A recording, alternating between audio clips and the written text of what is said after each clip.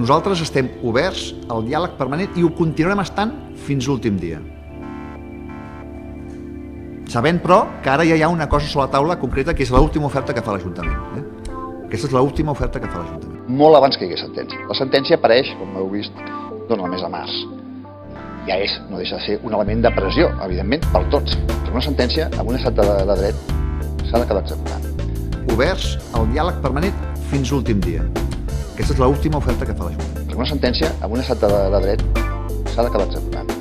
Un edifici que està construït sobre una zona verda. El diàleg fins l'últim dia. No es pot construir en una àrea verda, no es poden fer segons quines coses en una zona verda. Aquesta és l'última oferta que fa l'Ajuntament. Canviar una zona verda no és fàcil. L'última oferta que... Sí, és que jo sóc un entusiasta de l'autogestió. Sóc un entusiasta de l'autogestió. El diàleg... En canvi, està qualificat l'espai com a zona verda majoritàriament. Per tant, ara o en el futur, quan s'hagués d'executar el pla urbanístic, hagués estat zona verda. Per tant, aquí no s'hi ha de construir res. Fins l'últim dia. S'ha de quedar executant. El diàleg... Aquesta és l'última oferta que fa l'Ajuntament. Qualificat l'espai com a zona verda majoritàriament. Fins l'últim dia. Zona verda. Per tant, aquí no s'hi ha de construir res. El diàleg... Aquesta és l'última oferta que fa l'Ajuntament. El diàleg, l'última oferta... Aquí no s'hi ha de construir res. Oberts al diàleg permanent. Sóc un entusiasta de l'autogestió. Autogestió.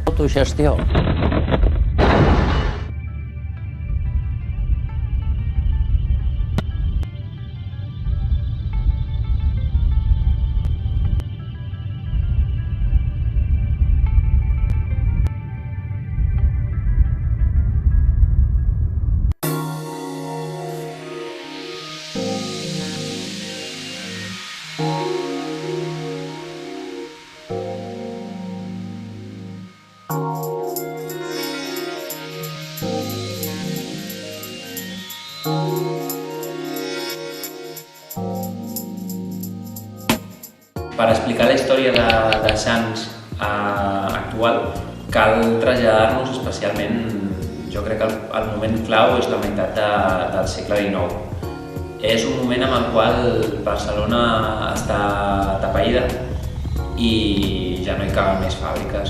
Llavors, molts industrials el que fan és que decideixen marxar als municipis dels voltants de Barcelona per poder construir grans fàbriques. Són espais on a més el preu del terreny és molt més econòmic i a més també estan ben comunicats.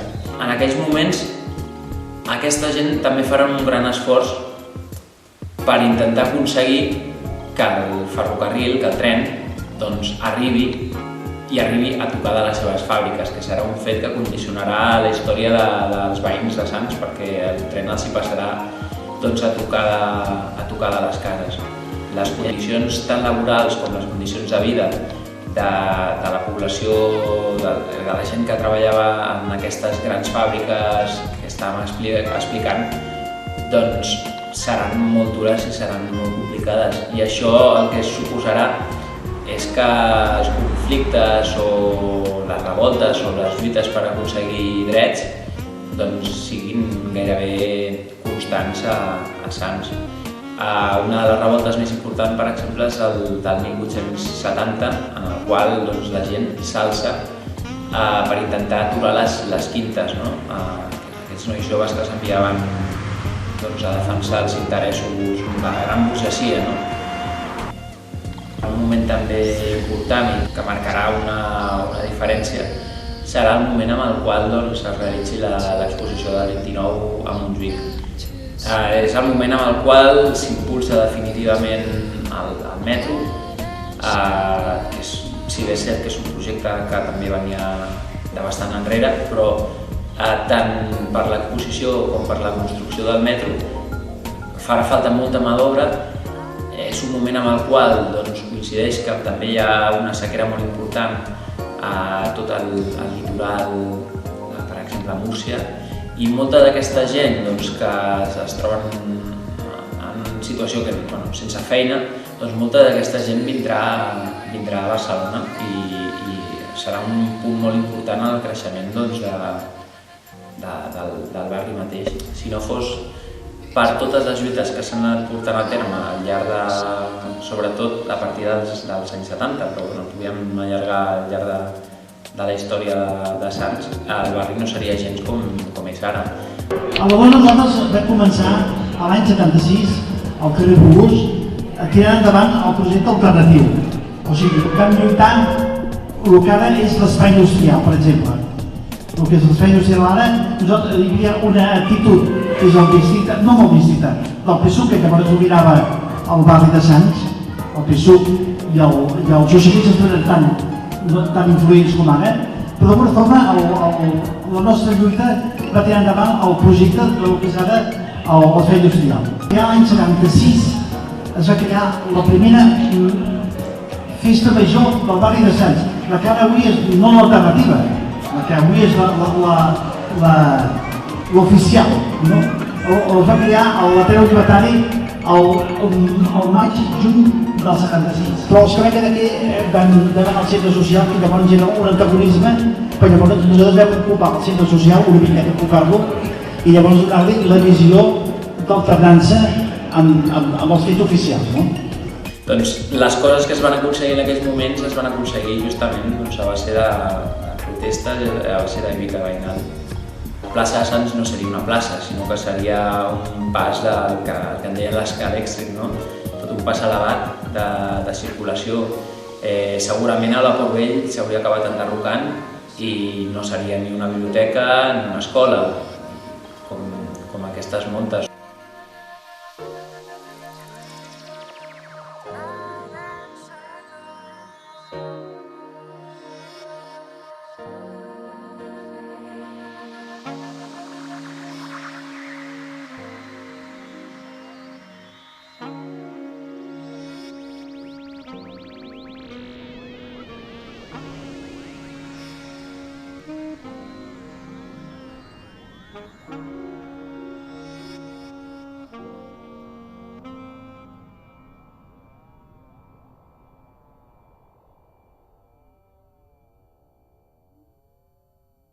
Al 1879, en uns terrenys de la masia de l'Hort Nou i a tocar de les vies del tren Barcelona-Martorell, Jacint Torra, un comerciant de Sants, va fer construir un edifici al carrer Sant Josep, el que actualment correspon al carrer Jocs Florals 40. Aquest seria habitatge amb baixos, planta, golfes i terrat amb torreó, habitat per diferents famílies com els Sant Tomà o els Laporta. L'edifici, el 1925, fou comprat per Ferrocarrils Metropolitans de Barcelona per a construir-hi el metro transversal. Tot i que la companyia s'havia plantejat l'enderroc de l'edifici per a fer-hi 2 passadissos d'accés al metro, va decidir mantenir-lo i utilitzar-lo com a oficines i magatzem del ferrocarril. En 1933, les revoltes insurreccionals s'estenen per l'estat espanyol, arribant també als transports públics de Barcelona, que es posarien en vaga durant pràcticament una setmana, fins que la Guàrdia Civil en militaritzà el servei. El dia 22 de juliol de 1936, 3 dies després de l'aixecament feixista, el Comitè Obrer Revolucionari va confiscar de fet els edificis, material mòbil i centres de distribució elèctrica com la subcentral i la cotxera. La CNT establiria la seva seu sectorial en aquest edifici durant els anys del conflicte. El 27 de gener del 1939, perduda la guerra, es tornarà a militaritzar el servei i s'exercirà una depuració inicial del personal. L'1 de setembre del mateix any, l'autoritat franquista retornarà el control de l'empresa a un consell directiu que continuarà la tasca depuradora que afectarà un 40% del personal. L'objectiu de la depuració era el d'evitar que es tornés a produir una vaga com la del 1933 o subvertir l'ordre capitalista com en juliol del 1936. Així, el franquista Sindicat Vertical del Metro serà qui prendrà el control polític, social i laboral del metro. L'administració franquista crearia el Departament Social, que en poc temps, a inicis del 1944, es transformarà en el Círculo Social Metropolitano, entitat que aglutinaria diferents seccions de teatre, música, esports, cultural, excursionista, social, de pares de família i de disciplina social. Per a aquestes finalitats, faria ús de totes les instal·lacions, creant un economat, despatxos, sales d'exposicions i d'actes, i on fins i tot s'hi feia ball. El 15 d'octubre de 1945 començarien a funcionar les escoles comercials Montserrat per als fills dels treballadors del metro transversal, fins que el 1948 es va traslladar a Abadal 113, on actualment hi podem trobar l'escola Cavall Bernat.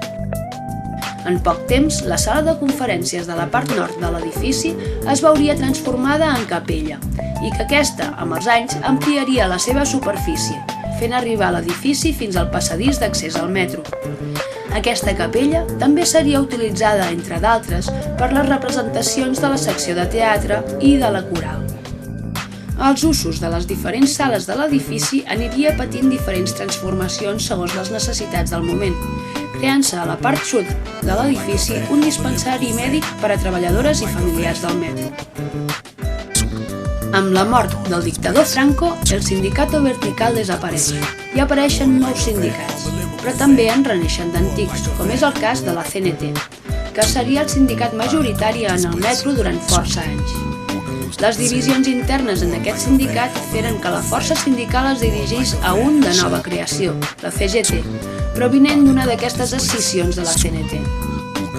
El fàcil accés als locals va propiciar que 3 vegades les seves instal·lacions fossin assaltades per grupúscules de l'extrema dreta, que destrossaven els seus estris.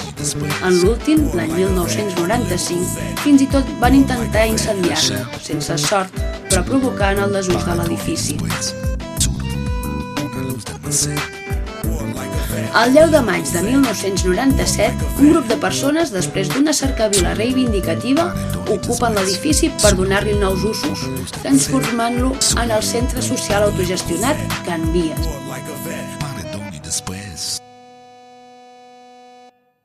L'any 97 és precisament el moment en què hi ha la resposta més gran davant de la penalització de l'ocupació.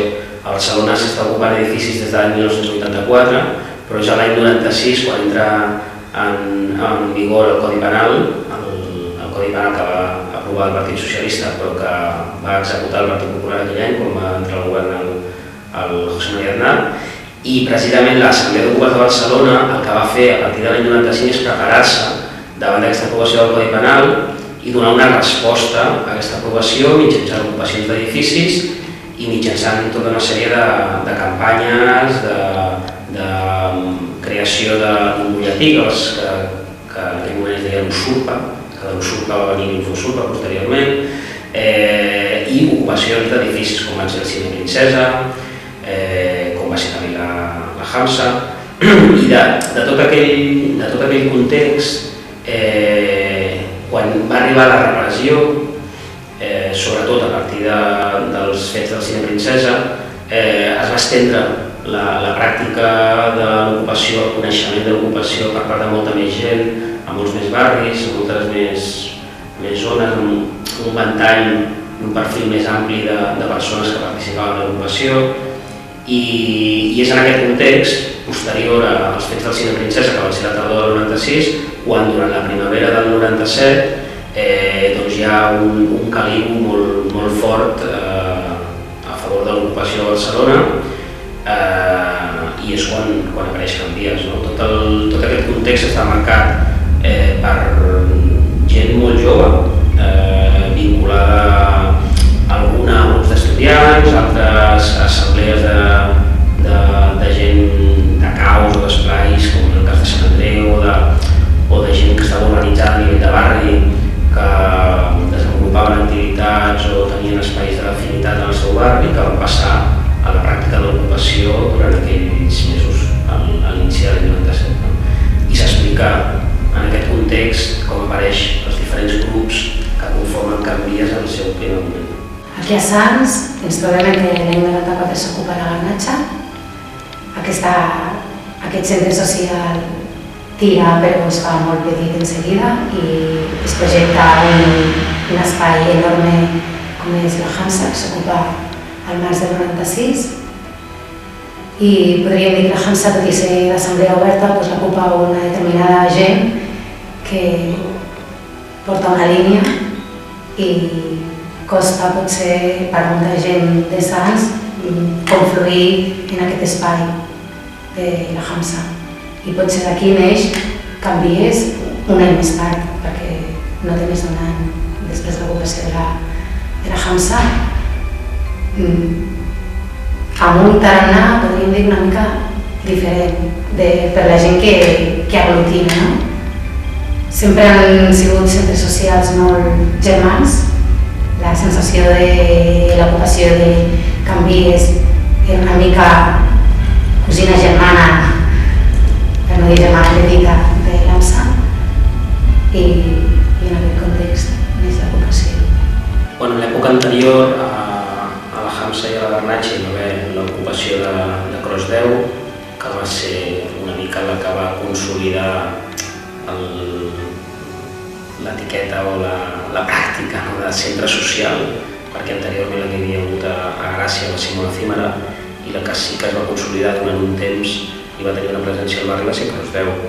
El que passa que des del seu desallotjament fins a l'ocupació de la Garnatxa passa un temps, són dues generacions de gent diferent també, i és a partir de l'ocupació de la Hamsa i de Can Vies que també apareixen moltes altres ocupacions pel barri.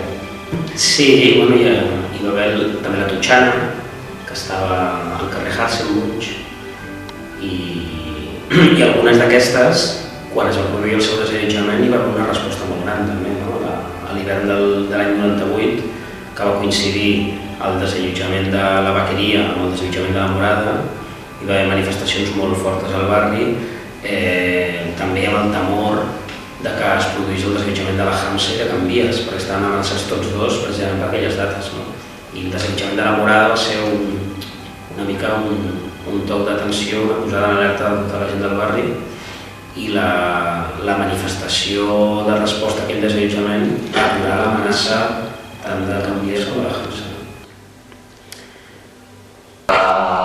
La preparació de l'entrada de Can Vies vam començar a parlar en un principi l'any 96.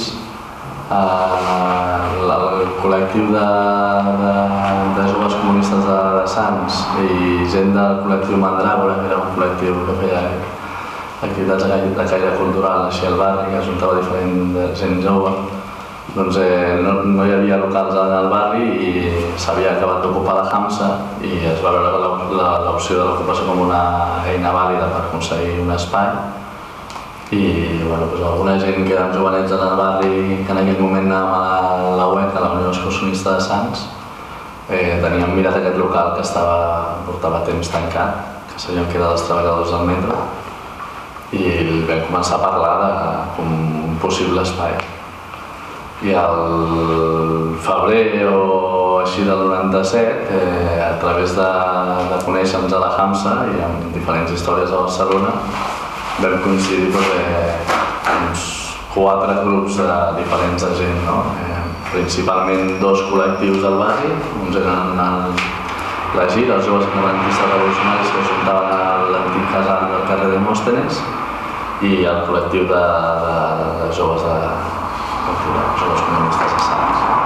I després hi havia 2 grups de gent, un grup de gent més jove que eren del barri que volien començar a provar de viure en una casa ocupada, i després hi havia gent que provenia més de l'àmbit de la insubmissió, de l'àmbit de la universitat, que també tenia intenció de buscar vivenda i alhora crear un centre social. I ens vam començar a reunir en unes reunions prèvies que es feien a la Hamsa i algunes al Centre Social de Sants, i es va encarrilar tot amb una setmana prèvia d'una xerrada al Centre Social de Sants sobre especulació i ocupació, crec, i després ja un cercavila que es van obrir les portes de nou de l'espai i es va començar a treballar per la recuperació de l'espai i després utilitzar col·lectivament. Aquí hi ha un fet abans de dir això que és important, que és quan s'entra, en trobar-nos que l'edifici està totalment lligat a la capella i que té diferents passos. En el mateix dia que es va tornar a obrir Can Vies va aparèixer Pura, Llavors allà va haver una negociació important en quant quins espais es tancaven per no molestar la capella que estava en aquell moment en funcionament, i a part l'Ajuntament en aquell moment tampoc es funcionava com ara i va enviar ràpidament a la Guàrdia Urbana, que no se'ls va deixar entrar, van poder entrar només a la part de la capella, però com deien que l'edifici estava totalment malmès, va entrar un grup de bombers a Barcelona a certificar que l'edifici no presentava runa.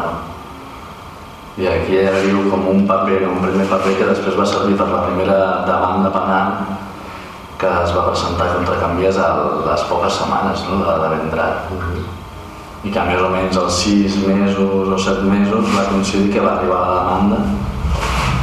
Va coincidir també amb una demanda penal contra la HAMSA i amb diferents desallotjaments. Va haver-hi moltes mobilitzacions al barri, amb merder, amb detencions i l'Ajuntament es va tirar enrere, els va agafar por i van dir igual no els molestaven prou l'espai aquest encàrrec, no tenia una utilitat concreta i van retirar la demanda penal. Jo destacaria igual el fet de l'interès d'ocupar un espai al barri per part de gent potser de la diversitat, en el fet de gent provinent de diferents àmbits i al mateix temps de dues necessitats, la de vivenda i la d'espai social, i que jo recordo que sí que entre persones ens coneixíem, però tot el grup no, i va ser com molt interessant la posada en comú i la forma que va anar avançant tot el procés fins a arribar a entrar a l'espai i posterior també, la posada en marxa, de rehabilitació inicial sobretot i de primeres activitats. Que les primeres assemblees de Canvies es feien a dalt, a la vivenda, a l'antiga sala de conferències dels treballadors del metro que estava muntada tot d'abans. I allà jo recordo discussions, hi havia discussions de com es repartia l'espai, què hi havia de prioritats, quins eren els projectes que interessaven a la gent que estaven formant part de l'assemblea, i discussions tals com quina bandera es penjava dalt del Torreó. La gent que provenia més al casal, penjar l'estelada, els altres no, la bandera ocupa vermella, la bandera ocupa negra, tot això eren discussions que igual no es portaven una hora. El fet de que la capella en un primer moment encara s'utilitzava per part dels jubilats de transports metropolitans o tal, doncs clar, això va restar molt d'espai del que seria així de participació i d'obrir al barri. I les activitats eren prou diverses, des de xerrades, alguns concerts acústics, s'havia fet teatre, s'havia fet poc de tot. Una activitat que també tenia molt de compartir i de xarxa entre barris era el fet que els dimarts al principi aquí venia la gent un poc de tot Barcelona i fins i tot d'altres poblacions com Terrassa o d'altres, i era perquè s'hi feia la distribució del Contrainfos que elaborava el col·lectiu Zitzània, que va ser un dels primers butlletins així d'àmbit general de contrainformació, i bé, es fotocopiava i cada centre social, cada espai, cada ateneu, cada casal, tal, venia una o diverses persones aquí a portar els cartells dels altres espais i al mateix temps a recollir el Contrainfos i el que hagués portat l'altra gent. Durant 17 anys de història de Canvies han passat innumerables col·lectius i activitats més així fixes eren els sopadors els dimecres, els diumenges l'assaig de la colla bastonera, el local d'assaig on assajaven diversos grups, les diferents cafetes, que era el punt de trobada, d'estones de trobar-te amb algú, venies a la cafeta a fer un beure i a compartir diverses opinions i bones estones, moltíssimes assemblees, la creació de la burxa, col·lectius de teatre que utilitzaven també la capella per fer teatre de l'oprimit o diferents expressions teatrals, ioga, xerrades, presentacions de llibre, algun concert. Els dimecres a les 8 a Can Vies, la primera part venien els col·lectius externs, diguéssim, que volguessin demanar l'espai per poder fer les seves activitats, llavors quadràvem les dates i els horaris. I la persona responsable d'acompanyar-los, explicar com funcionava tot i de fer-los la segona xapa del carrer s'ha de quedar net, has de netejar, s'han de cuidar els veïns. I després la segona part de l'assemblea, una mica es parlava més a nivell tècnic, però també no deixa de ser polític, no? La manera que teníem de gestionar l'espai i també important la integració i la consolidació d'aquells col·lectius que durant aquell curs participaven quotidianament del centre social. L'activitat on es visibilitzava això vindria a ser l'aniversari, que sempre intentàvem que cada col·lectiu o bé muntés una activitat però dins de l'aniversari o bé poguéssim coincidir més a l'hora de muntar el sopador o muntar el concert de la Màlaga o muntar la resta d'activitats. El 1997, quan es va ocupar, va arribar la primera demanda per penal per desallotjar el centre social autogestionat Can Vies. Aquesta demanda, a través del poder una mica popular del carrer i així, es va arxivar i fins al 2006 vam estar tranquil·les, que va ser quan va tornar l'altra demanda cap a Can Vies, aquesta molt més contundent, on a nivell d'assemblea vam començar a deixar la tira d'hores de reunions per aturar-la, no anàvem a buscar aturar el desallotjament, directament creiem que no volíem perdre l'espai i llavors el nostre principal objectiu era aturar aquesta demanda.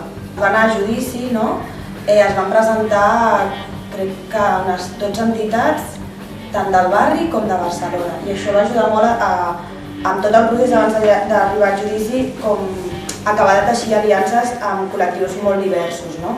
I també va ser el judici que van haver d'obrir l'audiència provincial perquè era molta gent, tant a nivell individual com a nivell de col·lectius, i també aquesta mostra de suport va ser també demostrada al carrer, on es va fer un acte amb un camió i es van fer concerts, van venir molts grups i molts artistes allà, es va fer un dinar, es va fer teatre, i tot això per amenitzar una mica la resposta també al carrer, però d'una manera com més festiva.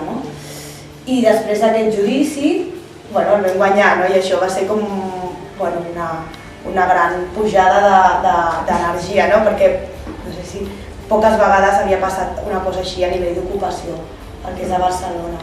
La primera demanda la vam guanyar perquè amb totes les hores buscant i intentant aturar la demanda directament, no el desallotjament, la demanda, vam aconseguir trobar un paper que deia que aquest immoble estava cedit a la CNT de Metro. I quan es va presentar a nivell de judici va frenar una mica tot, llavors van dir que estava mal formulada la demanda. Llavors, després de guanyar aquest judici, vam estar un temps una mica tranquil·les, entre cometes, i ens van tornar a demandar. Sí, va arribar un altre cop la següent demanda, formulada d'una altra forma, perquè justament pel tema que havíem pogut guanyar l'anterior judici no es pogués anar per aquesta via en aquest moment, i aquesta sí que ja va ser molt més ràpida, va ser l'executòria ja, que al final arribava el dia del desallotjament, però es va seguir treballant a nivell de Can Vies amb totes les teixint xarxa amb tots els col·lectius, amb totes les persones, a nivell individual, implicant a nivell de barri. Sempre s'ha dit que canvies des del barri i era el que es volia seguir demostrant, que canvies formava part del barri, que ninguna demanda ens aturaria, ni cap judici, que no s'arribaria al desallotjament. El segon judici va anar per una altra via i no es van presentar tots els col·lectius, sinó que va anar una persona individual. Quan va arribar el judici al gener del 2011, aquell dia es va fer un recorregut pel metro de Barcelona assenyalant a TMB conforme ens havia tornat a denunciar. I s'estava celebrant el judici. Contra tot pronòstic, quan ja havíem guanyat un judici i pensàvem que no el tornaríem a guanyar, el vam tornar a guanyar, no? I va ser com un altre servidor. Sí, un error de sentència que tornava a recaure en la mateixa via, en els mateixos errors quan havia de tirar per un altre costat. TMB va recórrer a una instància superior i aquest cop els va donar la raó a ells, judicialment. Nosaltres vam tornar a recórrer, ja el recurs de pataleta final que teníem. Ens pensàvem en realitat que trigaria molt més del que va trigar a resoldre's, però al final va ser una resolució ràpida, fugaç, que ens va ficar ja en una situació de ara sí que ens desallotgen i a treballar 100% cap a aquesta línia, a seguir reclamant partides des del barri i aquí el volem. Mentre vam presentar com l'últim recurs, el recurs que li deien de pataleta, per poder intentar allargar una mica més el que era el temps en què ens arribés la sentència executòria, pensàvem que estaríem una mica més tranquil·les a nivell legal, però l'Ajuntament va voler començar a apretar per una altra via, en aquest cop d'administrativa, i llavors ens arribaven amenaces de precinte constantment quan nosaltres volíem fer les activitats quotidianes que sempre s'havien fet al centre social. Va ser durant aquest temps la via que vam tindre per esgotar-nos una mica, intentar-ho i frenar-nos a nivell de visibilització cap a cara al barri. Tampoc es va deixar, òbviament, a nivell de Barcelona s'estava passant, a més centres socials estaven intentant precintar-los. Nosaltres ens trobàvem que teníem una situació incerta a nivell de quan ens arribarà, si ens desallotgen o si guanyem una altra vegada, i mentrestant teníem la via aquesta a nivell administratiu de presentar totes les activitats, de no deixar que el centre social seguís funcionant amb la seva vida. Com sempre hem intentat o donar resposta o donar alternativa a les seves amenaces i als seus atacs. I les nostres respostes dins de la campanya Ni precintades ni callades era ens precinteu, doncs fotem el concert a plaça de Sants, ens precinteu, doncs fem el sopar del carrer. I això que era hivern, vull dir, però ens era igual. Nosaltres no anàvem a tancar el centre social i quedar-nos de braços plegats, perquè no és la nostra manera de fer. Un cop vam començar a minvar cada vegada més que ja no hi havia tantes amenaces de precintes i així, com que vam frenar una mica en aquests aspectes, i a partir d'aquí ja va ser quan ens va arribar la sentència definitiva que l'edifici s'havia de desallotjar. El que passava és que no era obligatori l'execució d'aquesta sentència, ja que tenia un marge de temps bastant llarg per executar-la quan es volgués. Tot el col·legi d'advocats ho va reconèixer això i ho va dir, però el regidor Jordi Martí li va ser igual i va apretar cap a desallotjar el centre social, tot i sabent les conseqüències que això podia comportar. La sentència apareix, com heu vist, dona més a març. Ja no deixa de ser un element de pressió, evidentment, per tots. Perquè una sentència, en un estat de dret, s'ha d'acabar executant. Estem davant d'un procediment civil, si bé és cert que es va iniciar el penal al seu dia, es va sobreseir, per tant és civil. El procediment civil, en el nostre ordenament, és totalment disposable per les parts. És a dir, les parts, amb diferents pesos, manen sobre el procediment civil. Per tant, no és correcte que una de les parts, la part que executa una resolució judicial, digui que no depèn d'ell que les sentències s'han d'executar. La part actora, la part executant, és tan propietària del procediment que inclús pot decidir no executar una sentència durant un temps o mai. El 10 de maig de 1997, un grup de persones, després d'una cercavila reivindicativa, ocupen l'edifici per donar-li nous usos, transformant-lo en el centre social autogestionat Can Vies.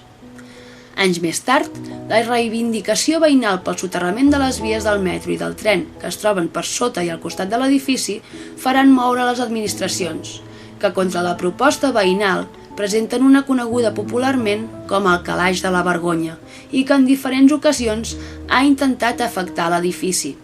Per una corba en el túnel del metro imprescindible per fer l'actual estació de Mercat Nou, per una sortida d'emergència del metro que ja està feta i darrerament, per una presumpta àrea verda que en realitat és una rampa de ciment i un edifici de planta baixa més 4 pisos.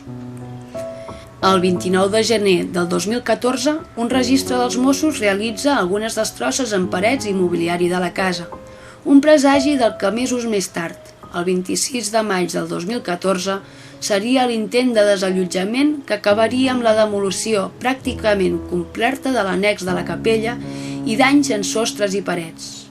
El 31 de maig del 2014 s'inicià la reconstrucció que rehabilitarà l'edifici original del carrer Jocs Florals 42. Can Vies ha patit un llarg procés per el seu desallotjament, que sí que ha durat molts anys el procés legal, però aquest finalitza al gener del 2014. A més, el dia que ens notifiquen coincideix amb un registre que fa la brigada mòbil dels Mossos d'Esquadra aquí al centre social.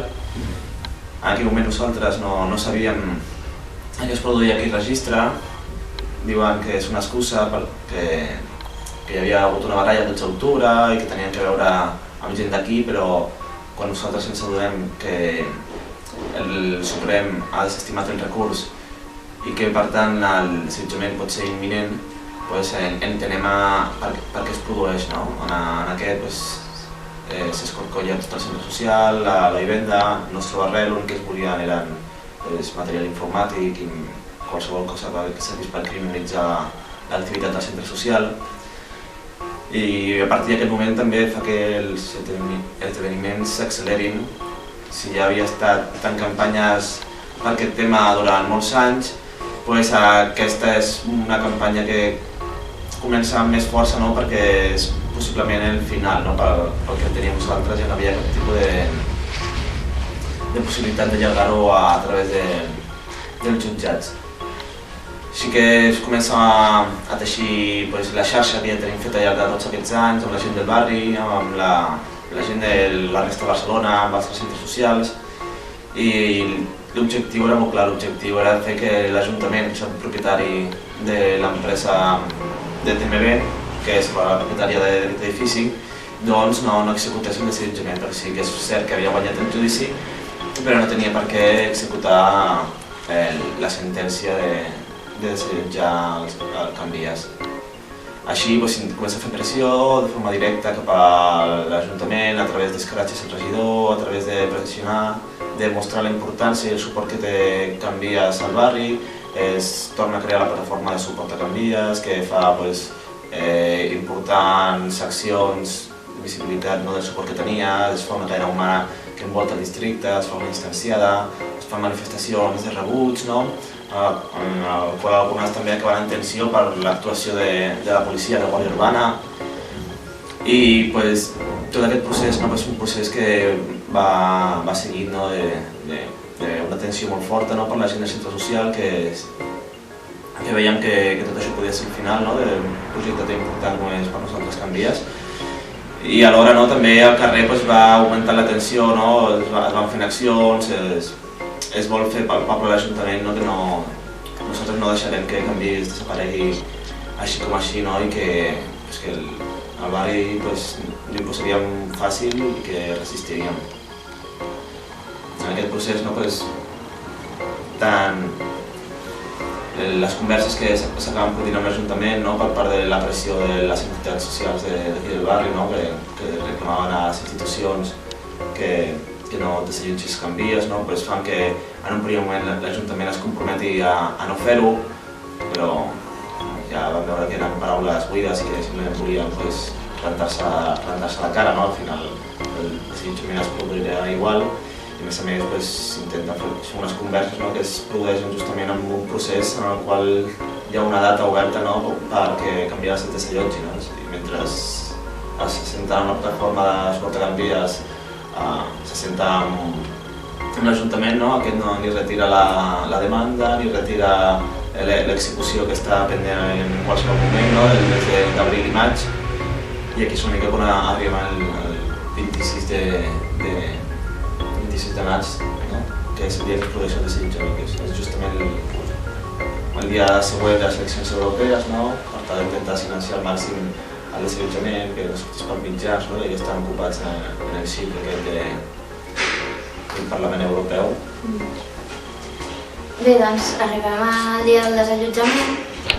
Per poder-li fer front havíem traçat un pla de resistència, vam estar un parell de mesos treballant en les obres aquí dins del centre social i el que volíem era resistir amb diferents objectius. Un, que fos molt visible el que Mossos estava fent a Can Vies, que hi hagués molta gent concentrada a fora, donant tot el seu suport, i l'altre, bé, sabíem que era molt difícil que aquest desallotjament es suspengués, però el que sí que volíem és que durés el màxim possible, com a mínim no fer-los la feina fàcil.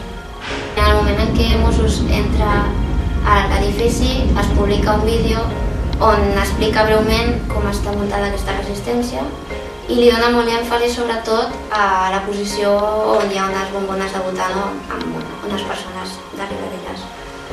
La intenció d'aquest vídeo és que Mossos volgués suspendre el desallotjament, veient que era molt complicat, que podia posar en perill la vida o la situació dels ocupants i dels manifestants a fora i dels mateixos inclús. Però Mossos tira endavant amb tècniques que el que fan és matxacar psicològicament a les persones que estan entubades fins al punt que aconsegueixen el seu objectiu, que és desallotjar. Per sort, nosaltres també aconseguim el nostre perquè el desallotjament dura les suficients hores com perquè fora hi hagi molta gent reunida i sigui molt visible, sigui un desallotjament molt públic que té molta força als mitjans de comunicació. Mentre estàvem a dins, les que estàvem a dins estaven bastant aïllades de tot el que passava a fora i a la resta de condicions. I bé, entre nosaltres ens comunicàvem a través de walkie-talkies per saber com es trobaven les altres. Va haver un moment que va ser, que és el que recordem totes, en què un company es va posar a tocar una cançó preciosa amb l'harmònica, mentre a la vegada que sentíem aquesta cançó sentíem com els Mossos colpejaven totes les parets de Can Vies, com ens anaven tallant de llum i ens quedàvem a les fosques. I la veritat és que va ser el cúmul de totes les emocions que havíem tingut aquests mesos que havien estat bestials i sobretot com tot el treball que al final arribava al seu final. Mentrestant, a fora hi havia una concentració que s'havia preparat una mica diferent de com solen ser. Hi havia diferents espais, diferents punts. Uns era resistint, fent una mica d'atenció al cordó policial, perquè es palpés en l'ambient que no ens agradava, que al barri no li agrada que els allotgin Can Vies. Però també hi havia altres punts d'avituallament per la gent que igual no sentia tan còmoda resistint davant de Mossos d'Esquadra que també pogués participar, que fos per tot el barri que pogués sentir que aquest desallotjament no pertocava. Va haver-hi molta tensió al llarg de tot el matí. El desallotjament acabava a les 7 de la tarda, quan surt l'última persona que estava a dins del centre social resistint. Abans d'això hi ha moltes càrregues, hi ha molta tensió amb Mossos d'Esquadra. A les 5 de la tarda, per exemple, es produeix una càrrega bastant forta que confronta bastant la imatge, perquè és el moment en què tots els nens sortien de l'escola, ja que aquí n'hi ha diverses al voltant, hi havia moltes famílies, hi havia molts nens i Mossos carregaven per tot el nord, per tota la plaça de Sants. I a més, també es aconsegueix que es bloquegi bastant el trànsit, sobretot en la zona del voltant, perquè la plaça de Sants és un punt bastant cèntric on hi ha molta afluència de trànsit.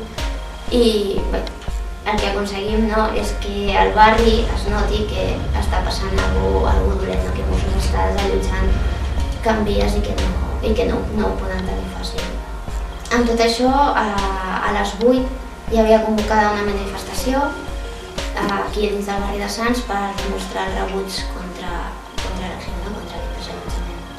Això va passar a ser un fenomen social d'unes dimensions molt grans. Tota la setmana la gent es feia fotos aquí a Can Vies, els guiris i tot passaven i es feien fotos, l'espectacle de la marca Barcelona. Sí, també és cert que tot això va sobrepassar els límits de Sants, que ja no només era el rebuig de Can Vies, sinó que era el rebuig al model de ciutat Barcelona, a la militarització que estaven fent Mossos d'Esquadra a Sants i que després també van fer a Barcelona quan es va fer la manifestació unitària del dissabte, que va ser multitudinària, que van militaritzar completament el centre de Barcelona Mossos d'Esquadra.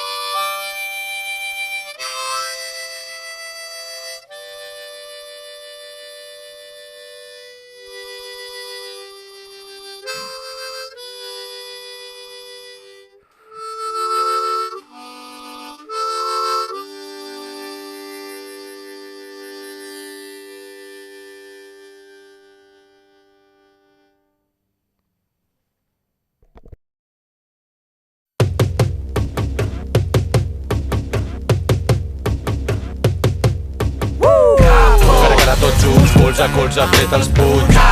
Mira'm els ulls, apunta el cor, un altre junt. No fear, never a phobia, ever controlling it, build a utopia. No fear, when you're courageous, the feeling's contagious, I'm willing to wait ya. Capo, avui la claca no s'aplaca, taca, no té capo. Chapo, l'actitud de capo. No fear, ain't nothing stopping this, love is the opposite, we got no fear. World is ours, building power, say it louder. Calla, domina la por, doctrina, morfina, les mans sobre el capó. Una fina cortina de fum, estímul, resposta, rutina, consum. Governa la fòbia, l'escòria, la pasta i la làbia. Obre la gàbia, fuc, religió, crida capo, t'organitza la ràbia. Controlo el tempo més viu que mai, jo estic atent al ciberespai. Jo rebeto tu caçant el hype, passatem els mics com Bonnie i Clyde de la mà. Però tenim un pla, volem un plat de taula i un tros de pa. Prou, no demanem sisplau, som el vostre si la nit cau. Capo, saps, no? Hem assumit el risc, no guardem el crit a la boca. Hem creuat el límit idiota, soc prop del precipici, intentant no perdre el cap. Com Grandmaster Flash i Furious 5 com al principi. Malson, van en flames, columnes de fum, ningú no dorm quan cau la nit diagonal amunt. És l'1% contra el sentiment de tot el conjunt. Una altra esquela i l'avantguàrdia plora els seus difunts. Carregada tots junts, colze a colze, apreta els punys. Mira'm els ulls, apunta el cor, un altre junt. No fear, never a phobia, ever controlling it, build a utopia. No fear, when you're courageous, the feeling's contagious, I'm willing to wait ya. Capo, avui la claca no s'aplaca, taca, no té capo. Chapo, l'actitud de capo. No fear, ain't nothing stopping this, love is the opposite, we got no fear. World is ours, building power, say it louder. La por d'una xavala que s'amaga entre la gent quan sent una mirada de babosa prepotència. La por que s'acabi l'idili amb el foli i el boli que neix a la infància. El pànic a la repressió que cada militant et va minant perquè és quintessència de l'estratègia capitalista per excel·lència. La por a la mala imatge t'esquitxa el rumor, mostra el pit del cor i fer el cor fort, riure't al mor i el que el vetlla. Viuen vides de tet i tu el podi i ell s'emmorralla i no falla. Quan calla, el pobre, el ric no trontolla. Ens podreu xapar la trena, però tenim 5.000 homes de palla. Que el que et pot tombar no és tenir por, sinó mostrar-la en poli. Jo me la guardo per mi, que la cel és petita, però el somni és immens. Tombar el capital per fi, tenir fotos dels tatus, empremtes i el meu ADN. Teniu el TN, però hi ha una germana de 1000 cares de nom subalterra que em guarda l'esquena. A cada burgeset la por com a xarop, que la solidaritat és set de tot i viure en poc. Ric sense el tic-tac, la tropa de xusma que et posen escac. Ni caritat, ni 0,7, ni paritat. La massa el que vol és pitet bavejant, de veure un banc entre el poble i la paret com a reculant. Carregada tots junts, colze a colze, apreta els punys.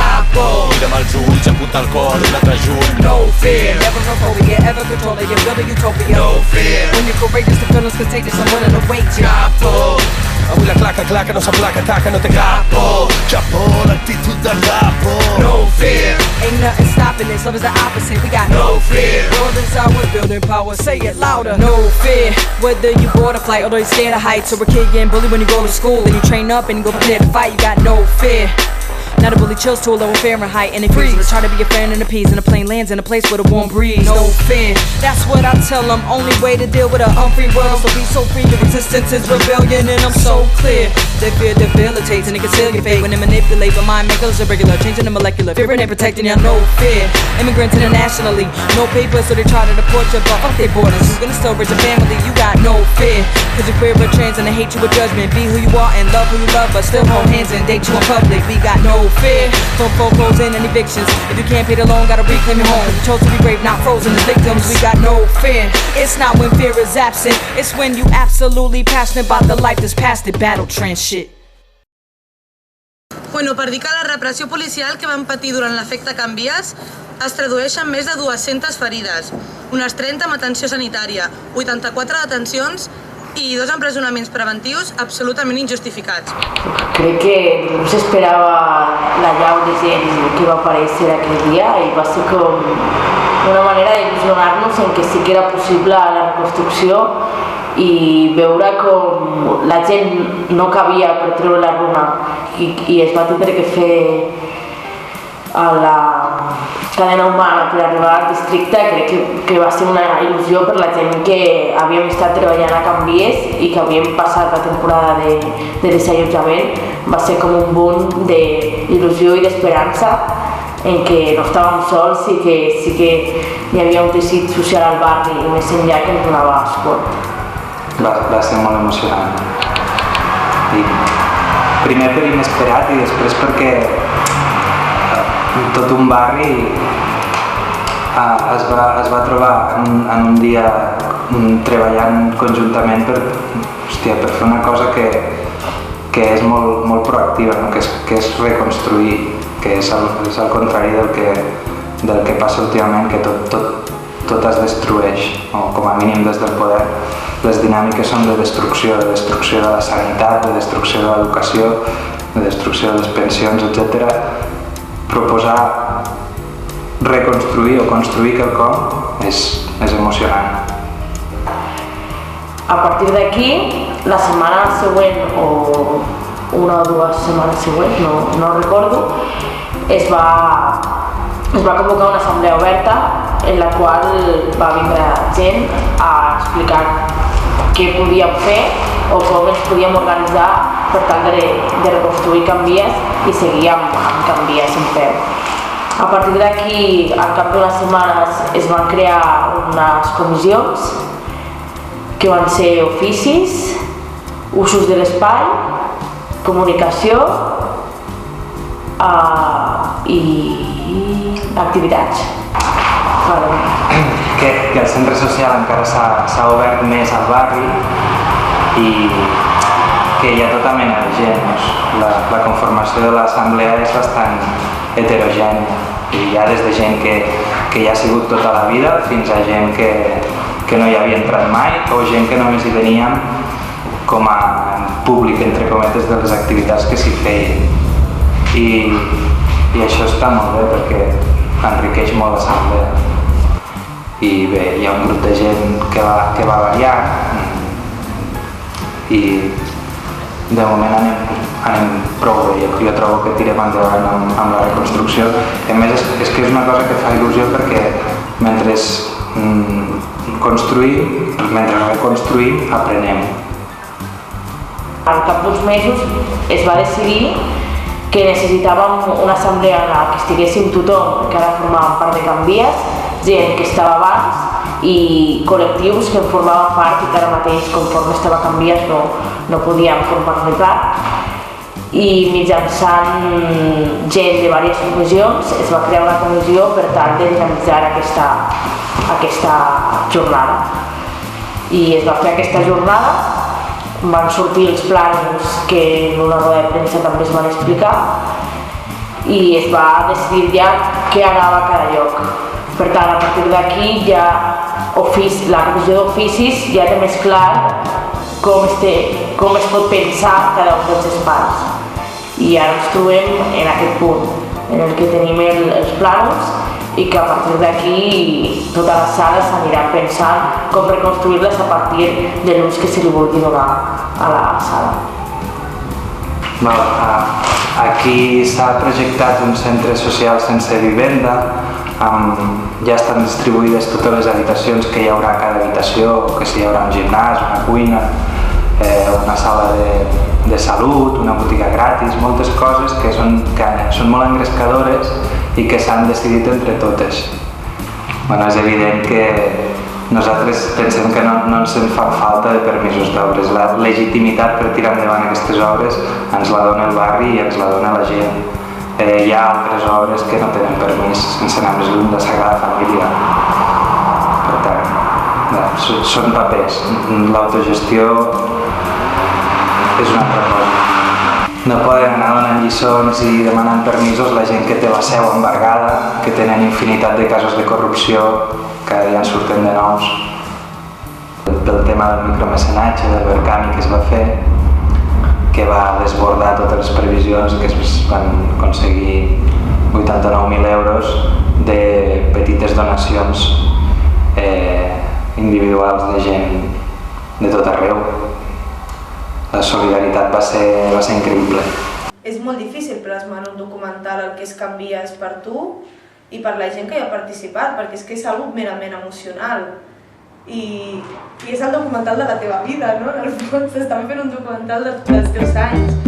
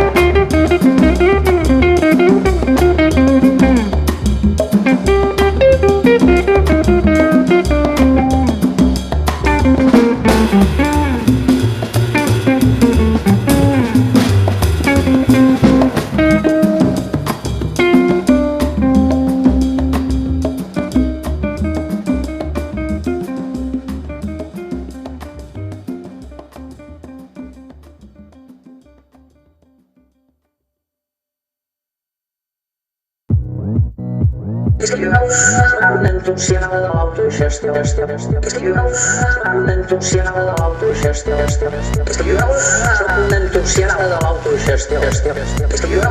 Soc un entusiasta de l'autogestió. Soc un entusiasta de l'autogestió. Soc un entusiasta de l'autogestió. Soc un entusiasta de l'autogestió.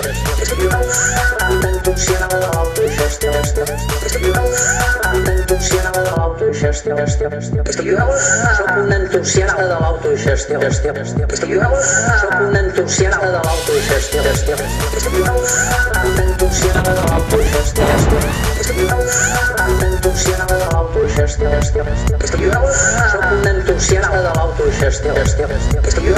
Soc un entusiasta de l'autogestió. Un entusiasta de l'autogestió.